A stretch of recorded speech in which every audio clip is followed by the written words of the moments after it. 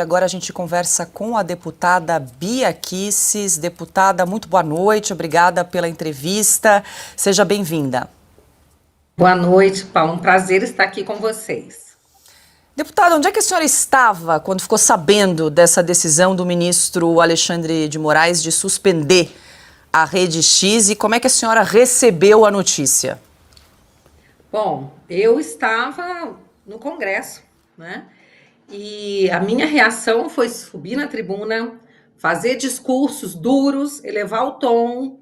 Essa semana eu fui uma das poucas parlamentares que estava aqui, porque foi uma semana de sessão semipresencial. A maioria dos parlamentares estavam nos seus estados, participando, votando à distância. Eu estava aqui, então participei de todas as sessões, CCJ, plenário, e sempre o meu discurso foi denunciando isso, falando da ditadura e falando que nós precisamos fazer o impeachment do Alexandre de Moraes.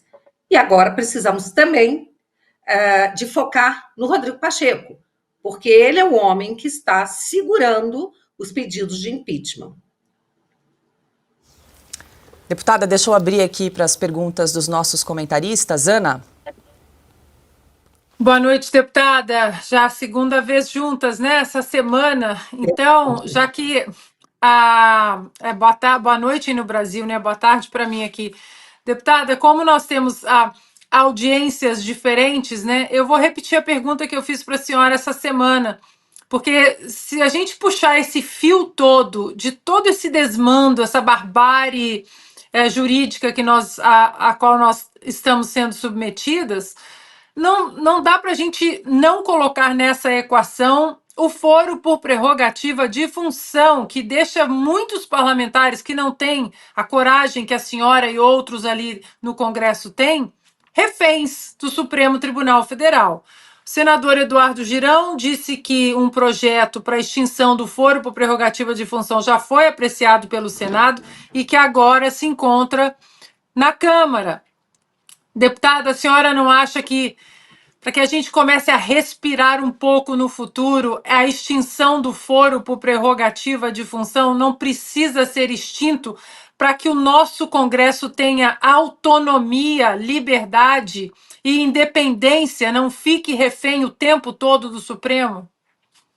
Ana, eu não tenho a menor dúvida disso, e eu tenho falado sobre isso já há muito tempo, mas essa semana conversei com lideranças da oposição, vários parlamentares, aqueles que eu consegui encontrar, coloquei no nosso grupo também de oposição, que essa tem que ser uma das nossas pautas prioritárias. Nós temos que tirar do Supremo a competência para julgar, processar criminalmente senadores e deputados, porque enquanto eles têm essa prerrogativa, enquanto eles têm essa arma, digamos assim, que eles não se constrangem em usar de forma a ameaçar, de repente, a gente sabe, né, que a gente já ouviu histórias de que até na votação, por exemplo, para sabatina de alguns ministros do Supremo, que senadores recebiam ligações de alguns ministros do Supremo, olha, lembra que nós temos aqui um inquérito, alguma coisa assim, tá? Então, a gente precisa tirar deles essa competência de julgar criminalmente senadores e deputados.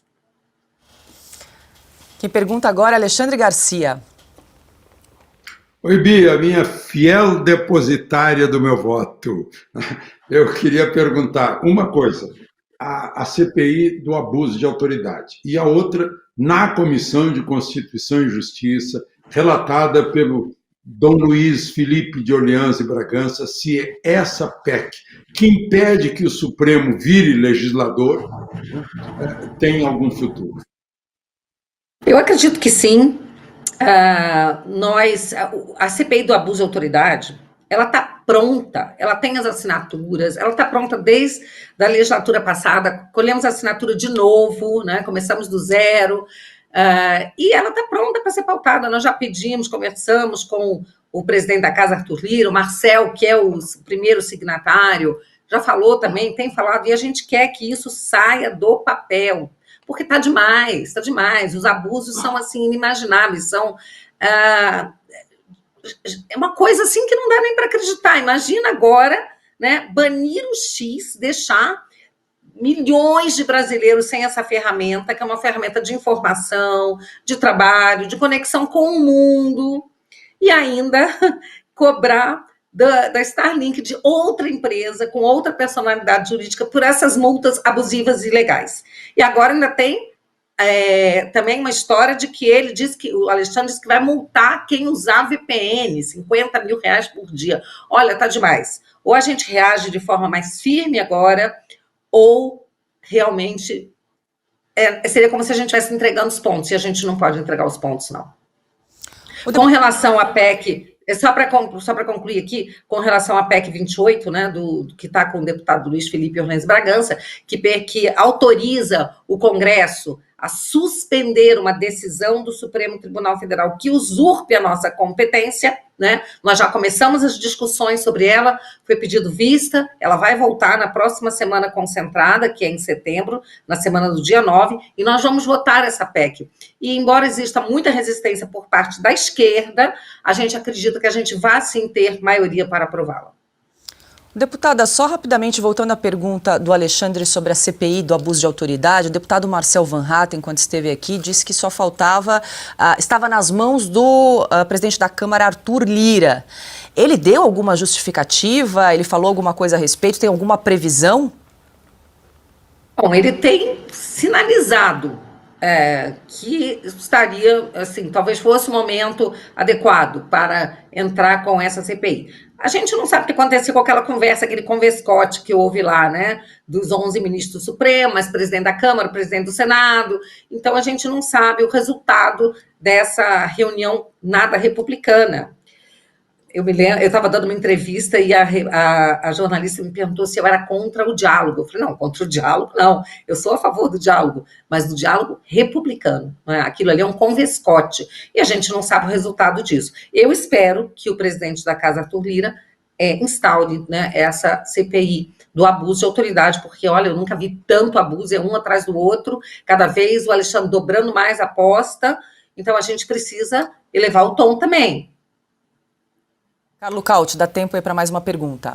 Deputada, muito boa noite, obrigado por estar conosco. Deputada, mas falando em diálogo, e os outros ministros do Supremo, vocês que estão no Congresso, não tem uma articulação, um diálogo, uma conversa para entender também o sentimento de outros ministros? Afinal, não é possível que todos concordem com absurdos como esse. Inclusive, 2 ministros foram nomeados pelo ex-presidente Jair Bolsonaro. Nem eles manifestaram até agora nenhum tipo de oposição ou de crítica ou objeção. O que está acontecendo dentro do Supremo? Vocês têm algum tipo de diálogo, de conversa entre os deputados da direita e os outros ministros do Supremo, sem contar o Alexandre de Moraes, claro? Não, a gente percebe que ele tem o apoio dos demais ministros. Pode até ser que não de todos. Eu acredito que não tem o apoio de todos. Mas aqueles que não apoiam preferem, às vezes, ficar mais silentes, mais quietos, né? Não vêm de uma forma mais propositiva, né? Mostrar que não concordam. Mas, então, a gente até imagina que eles não têm, talvez, não se sintam em maioria, não se sintam com apoio suficiente para tomar alguma atitude, para não ter medo de represália. A gente não sabe. O que a gente sabe é que o ministro Alexandre não está sozinho. Ninguém consegue fazer o que ele faz sozinho. Ele tem o apoio da maioria da corte, sim. A gente vê o ministro Barroso se recusou a tirar a relatoria dele, imagina, né, do caso aí do vazamento das informações, do inquérito que foi aberto, que ele agora transformou em petição. O Gilmar Mendes, os outros ministros todos apoiam o que ele faz. Caso contrário, ele não continuaria fazendo. Deputada Bia Kicis, agradeço mais uma vez por ter aceito o convite de conversar aqui conosco nesta sexta-feira bastante agitada, um dia histórico para o Brasil, né, deputada? Um dia da censura. A gente vai acompanhar aí as cenas dos próximos capítulos, mas muito obrigada por participar aqui de Oeste Sem Filtro. Uma boa noite. De nada, boa noite. Sempre um prazer falar com vocês. Continuem firmes no trabalho espetacular que vocês fazem. Um abraço.